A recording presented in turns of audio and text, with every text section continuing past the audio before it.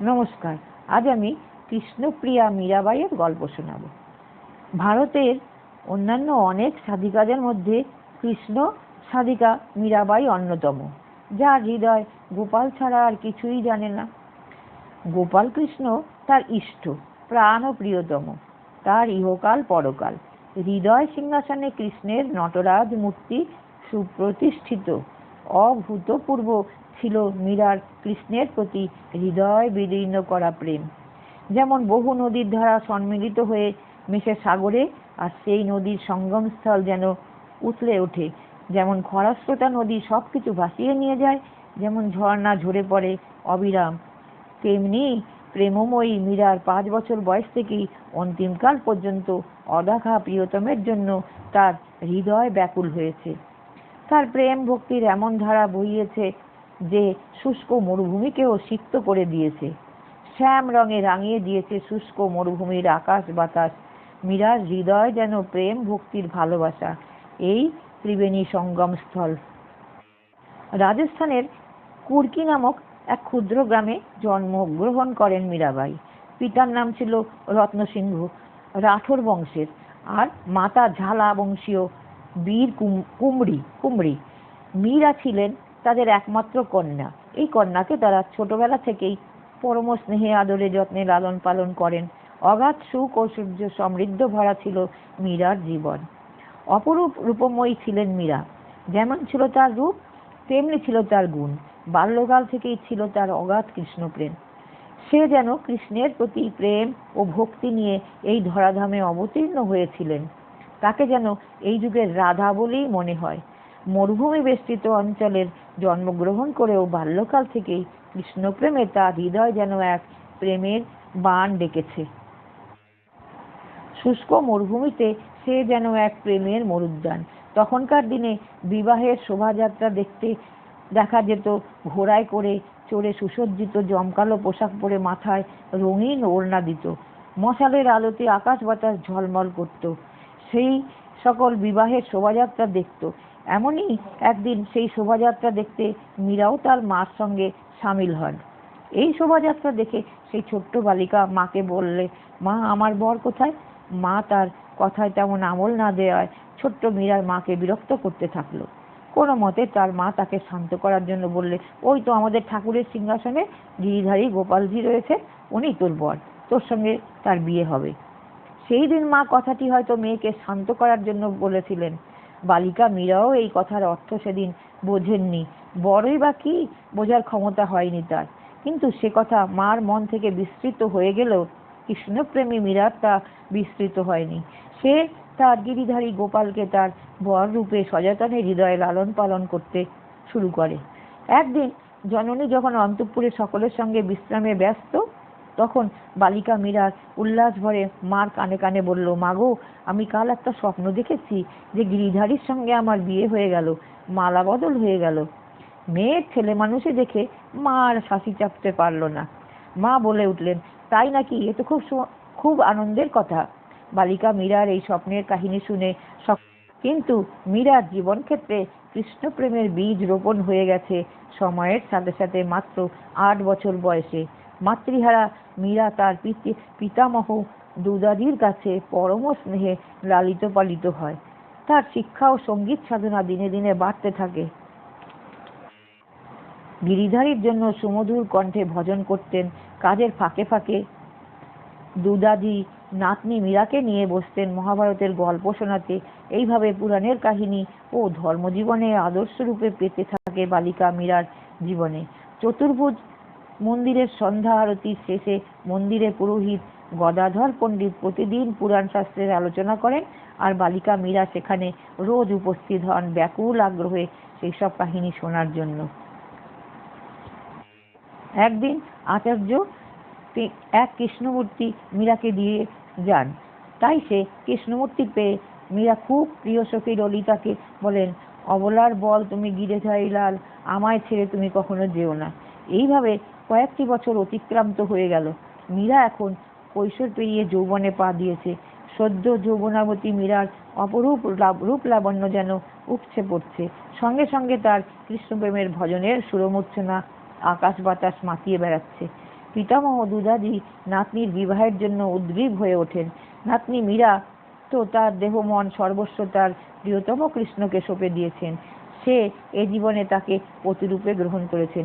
ইতিমধ্যে ঘটকের কাছ থেকে সংবাদ আসে চিতোরের সিসোদিয়া বংশের রানা সংগ্রাম সিংহের প্রথম পুত্র ভোজরাজের সঙ্গে বিবাহের সম্বন্ধ ঠিক হয়েছে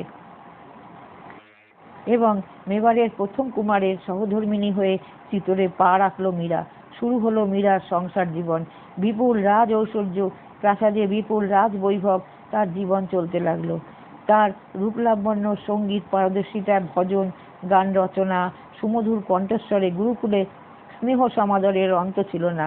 স্বামী ভোজরাজের নয়নের মণি হয়ে উঠেছিল মীরা। মীরার প্রতি ভোজরাজের প্রেম ভালোবাসা অন্ত ছিল না। কুমার ভোজরাজের মতো উদার চরিত্রবান স্বামী বা কজনের ভাগ্যে মেলে। কিন্তু মীরা রাজ ঐশ্বর্য নিজেকে একেবারে হারিয়ে ফেলেননি।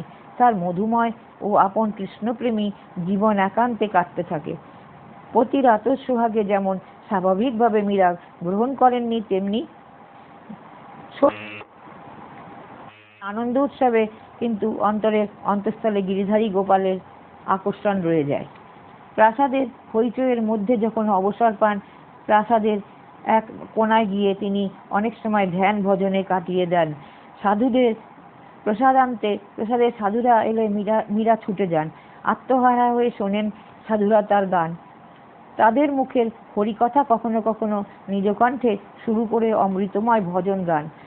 মেবারের রানা বংশের ইষ্টদেব একলিঙ্গজি। চিতোরের প্রাসাদে কৃষ্ণ উপাসনাও কম ছিল না। মীরাবাইয়ের চিতোরের আগমনের পর থেকে বৈষ্ণবীয় ভাবধারা আবার নূতন করে আরম্ভ হয়। ভোজরাজ্যের ভক্তির পথে কোনোদিন বাধা সৃষ্টি করেননি। প্রেমে উদারতা ও শুভবুদ্ধি দিয়ে পত্নী মীরাবাইয়ের নানান আবদার রাখা মীরার মনের ইচ্ছা জানতে পেরে তিনি এক সুন্দর মন্দির বানিয়ে দেন। সেখানে শ্যামনাথের বিগ্রহ স্থাপন করা হয় এবং সেখানে চতুর্ভুজ মন্দিরে পুরোহিত পরম বৈষ্ণব গদাধর পণ্ডিতকে সমাদরে নিয়ে আসা হয়। কারণ বাল্যকাল থেকেই গদাধর পণ্ডিতের পুরাণ পাঠ মীরার খুব পছন্দের ছিল। ভক্তি ও শ্রদ্ধা তাকে সম্মান করত। বিবাহিত জীবনে বেশ কয়েক বছরের মধ্যেই কৃষ্ণপ্রেমের ধারা মীরাবাইয়ের জীবনকে তোলপাড় করে তুলল। সংসারের সুখ ভোগে তার কিছুমাত্র আকাঙ্ক্ষা নেই। এই বিলাসবহুল রাজপ্রাসাদে তার কোনো আসক্তি নেই। এই রাজপ্রাসাদে রাজবধূর বেশে যেন তার ছদ্মবেশ বলে মনে হতে লাগলো। নিজেকে সর্বত্যাগী বৈরাগী তপস্বিনী বলে সে ভাবতে লাগলো। আপন ভজন পূজন নিয়ে মীরাবাই বেশিরভাগ সময়ই ব্যস্ত থাকতেন। প্রতি ভোজরাজ মনে মনে প্রমাদ গোনেন, কিন্তু মীরার ভক্তিস্বরূপ তিনি বোঝেন। তিনি স্নেহ ভালোবাসা দিয়ে মীরাকে ঘিরে রাখতে চায় আপন বক্ষে। সে চেষ্টার যেন তার অন্ত নেই। কিন্তু মীরা দিনে দিনে যেভাবে তার ইষ্টের জন্য পাগল ও ব্যাকুল হতে লাগলো, তাকে যেন আর ভোজরাজও সামলে রাখতে পারল না। এরই মধ্যে তার বিমাতা মীরাকে একেবারেই সহ্য করতে পারতেন না। এছাড়া আত্মীয় পরিজন তাকে সচক্ষে দেখে না। নিন্দা সমালোচনা চারিদিকের অন্ত নেই। স্বামীর কাছে এটা হয়ে উঠল এক অস্বস্তির ব্যাপার। স্বামী একদিন একান্তে বসে পরম স্নেহ ভরে পত্নীকে বললেন, মীরা, তোমার মনে যে বেদনার তা আমায় খুলে বলো। তুমি কি চাইছো? কি পেলে তুমি শান্তি পাবে মনে? কোনো দ্বিধা না রেখে আমায় জানো। মীরা স্বামী ভোজরাজকে তার সজল অশ্রুসিক্ত চোখে বলে উঠল, ওগো, গিরিধারী ছাড়া যে জগতে আমার আর কেউ নেই। পত্নীর হৃদয়ে বেদনার উৎস কোথায় সে কথা বুঝতে ভোজরাজের দেরি হলো। মীরার জীবনে এসে সেই প্রেমের মহাপ্লাবন, যা সংসার তো অনেক দূরের কথা, বিশ্ব সংসারকে ঘরকুটোর মতো ভাসিয়ে নিয়ে যাবে। সেই প্রেমের মহাপ্লাবনের এমনই শক্তি। পত্নীর এই অবস্থা বুঝে ভোজরাজ আরো কোমল ও সমব্যথী হয়ে পড়েন। মীরার এই প্রেমধারা বয়ে যাওয়ার অগাধ সুযোগ করে দিলেন। পত্নীর কৃষ্ণপ্রেমে বাধা এলেই তার স্বামী যেন তার সামনে ভালো হয়ে দাঁড়াতেন। কোন রকম আজ মীরাকে স্পর্শ করতে দিতেন না। এমন ছিল ভোজরাজের পত্নীর প্রতি ভালোবাসা। এইভাবেই চলতে থাকে মীরার বিবাহিত জীবন। কিন্তু ভোজরাজ হঠাৎ করেই অসুস্থ হয়ে পড়েন একদিন। মীরার কৃষ্ণ সাধনার সাথে সাথে স্বামীর সেবা শুশ্রূষার কোনো ত্রুটি রাখেননি। কিন্তু ভাগ্যের কি পরিহাস, কয়েকদিনের মধ্যেই মেবারের রাজপ্রাসাদে নামে এক ঘোর বিপর্যয়। ভোজরাজ হঠাৎই মৃত্যুর মুখে পতিত হন। মৃত্যুর পরই নেমে এলো তার জীবনে সংসারে ঘোর বিপর্যয়। ভোজরাজের বিমাতার নির্যাতন তবে স্বামীর মৃত্যুর পর তার সংসার জীবনে বড় বন্ধন ছিন্ন হয়ে যায়। মীরার সাধন জীবনে আর এক নূতন অধ্যায় শুরু হয়। বৈধব্য জীবনের আত্মীয় পরিজন অভিভাবকদের নির্যাতন বাড়তে শুরু করলো। মহারানা সংগ্রাম সিংহের মৃত্যুর পর মেবারের সিংহাসনে বসেন বিক্রমজিৎ। বিক্রমজিৎ মেবারের মাত্র 5 বছর শাসনভার গ্রহণ করেন। এর মধ্যেই জনসাধারণ তার কুশাসনে অত্যাচারে অস্থির হয়ে ওঠে। এর থেকে মীরাবাইও নিস্তার পায়নি। মীরাবাই এর উপর বিক্রমজিৎ নির্যাতন কম করেননি, কিন্তু ইষ্টদেব গিরিধারীজির কৃপা বলে তার সমস্ত চক্রান্ত ব্যর্থ হয়েছে। ইষ্টের পূজা, ভজন গান, সাধু সেবাতেই দিনরাত মীরার সময় কাটে। তার ভক্তি প্রেমের সাধনাকে কেন্দ্র করে চিতরে উৎসব লেগে যায়। ভক্ত গোষ্ঠীদের সাথে কৃষ্ণপ্রেমী মীরা ইষ্টগোষ্ঠী করেন। সকলের সঙ্গে মেলামেশা, যা মেবারের পুত্রবধূর ক্ষেত্রে বড়ই অশোভন ও বেমানান, কিন্তু সমাজ ও লোকলজ্জার ভয় না রেখে মহা উল্লাসে ভজন গান, নৃত্যোৎসব তিনি করতেন। রানা বিক্রমজিৎ এসব সহ্য করতে নারাজ। এছাড়া অর্ধমাচারী বিক্রমজিৎ এর মনে ধীরে ধীরে পাশবিক বৃত্তি, কাম, লোভ, ক্রোধ মাথাচাড়া দিয়ে ওঠে। জন্ম জন্মান্তর ধরে এই অন্তঃসংস্কার তাকে একদিন পতনের চরমসীমায় পৌঁছে দেয়। কৃষ্ণপ্রেমায় মীরার ক্ষেত্রে এর অন্যথা হয়নি। পূর্ণ যৌবনবতী মীরা খুবই সুন্দরী, রূপবতী। এমন আকর্ষণীয় ভোগের বস্তু প্রাসাদের ভিতর রয়েছে, অথচ রানা বিক্রমজিৎ এর পাশবিক বৃত্তি জেগে উঠবে না, তাও কি কখনো সম্ভব? বদ্ধপরিকর মীরাকে বশে আনবার কাম লালসা চরিতার্থ করতে হবেই তাকে। একদিন পূর্ণিমার তিথির গভীর রাতে চাঁদের আলো ছড়িয়ে পড়েছে চিতরের প্রাসাদে। জানলায় দাঁড়িয়ে কৃষ্ণ বিরোহিনী মীরা সারা অঙ্গে জ্যোৎস্নার আলো মেখে সদা রচিত উদাস কণ্ঠে সুমধুর ভজন গেয়ে চলেছে। তার ঘরের জানলায় দাঁড়িয়ে দাঁড়িয়ে শোনেন মীরার এই বিরহের সঙ্গীত। এত কণ্ঠে সুধা ঢালা ও হৃদয়ে গলানো বিরহের আর্তনাদ। দ্রুত পায়ে বিক্রমজিৎ তখনই মীরার দিকে ভজন কক্ষে এগিয়ে উঠলেন। বিরহ কান্নার গান কার জন্য? হিন্দু ঘরের বিধবা, তার উপর রাজপুত পুত্রবধূ, কাকে উদ্দেশ্য করে এসব বলা হচ্ছে? মীরার চক্ষু দুটি এক মুহূর্তে জ্বলে উঠল।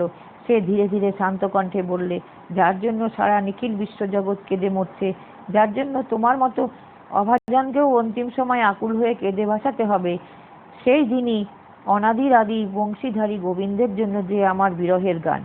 এই কথা শোনা মাত্র বিক্রমজিতের মাথায় আগুন জ্বলে উঠল, কারণ মীরার প্রতি যে তার লোভ ও কামনার দৃষ্টি।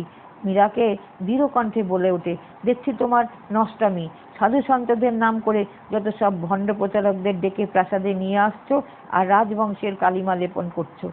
আমি এ হতে দেব না। কাল থেকে বাহিরের সাধু সন্তদের আসা বন্ধ হয়ে যাবে, সেই সঙ্গে তোমার যথাযথ ব্যবস্থা নেওয়া হবে। এই বলে নিজের কক্ষে ফিরে গেলেন বটে, কিন্তু তিনি কিছুক্ষণ ভাবতে লাগলেন কিভাবে মীরাকে সে তার বশে আনবে, কিভাবে রূপবতী মীরাকে সে তার কামনালুপ্তভাবে ভোগ করবে। কজন পুরুষই বা মেয়েদের দেবী মাতৃকা রূপে দেখে? চিরকালই মেয়েরা পুরুষের কাছে ভোগের বাসনার বস্তু। তাদের মধ্যে বিক্রমজিৎও ব্যতিক্রমী নয়।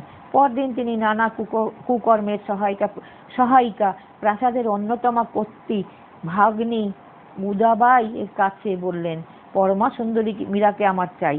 বল প্রয়োগে মীরা তা অবশ্যই স্বীকার করবে না, এর জন্য ফাঁদ পাততে হবে।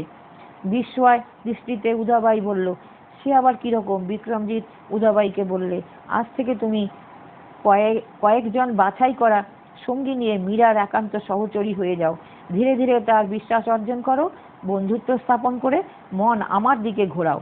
মীরার এটা কল্পিত প্রেমিক ইষ্টকে মনে মনে ভেবে বিরহে শুকিয়ে মরবে, তাকে বাঁচানো আমার কর্তব্য। ব্যঙ্গের ভাবে উদাবাই বললে, অতি অসহনীয় প্রাণ রক্ষা করার জন্য আজকাল কি ব্যাকুলতাই না তোমার হয়েছে। উদাবাই জানে যে এটা বিক্রমজিতের একটা অন্যায়, কিন্তু উদাবাই তো এই অন্যায় কাজের সাহায্যকারীর সঙ্গী। উদাবাই বললেন, সেও এ কাজে সাহায্য করবে, তবে মনে রেখো মীরাকে বশে আনা বড় কঠিন কাজ। মীরা যেন এই জগতের মানুষই নয়।